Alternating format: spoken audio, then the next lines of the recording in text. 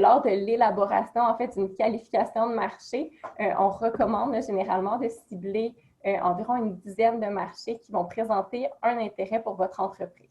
On conseille également d'inclure des marchés auxquels vous ne pensez pas de manière naturelle. Ça, c'est un élément qu'on conseille toujours, mais qui est d'autant plus important en période de pandémie, en période de relance, parce que c'est sûr, ces marchés-là, peut-être moins naturels, qui risquent de se présenter là, des opportunités très intéressantes.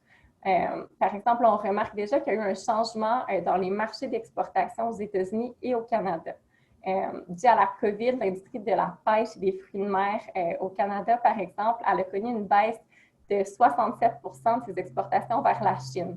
Par contre, on remarquait déjà là, à la fin du mois d'avril qu'il y a eu un déplacement des exportations de la Chine vers un marché qui a été moins touché par la pandémie, qui est le Vietnam. Donc, il y a déjà des opportunités qui se présentent à ce niveau-là. Les marchés bougent énormément.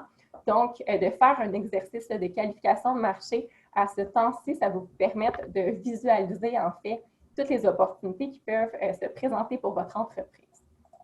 Il est super important également de tenir compte des nombreux accords de libre-échange que le Canada a avec de nombreux pays.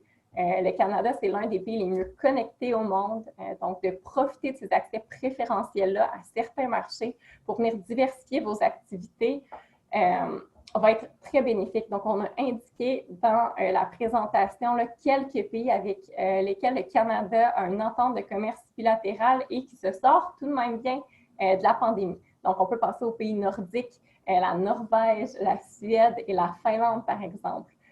Au niveau, mais également en Europe, il y a des pays peut-être qui ont été touchés, mais à plus petite échelle, où ils se remettent tranquillement de la pandémie. On peut penser à l'Allemagne, à l'Autriche, à la Pologne ou au Portugal.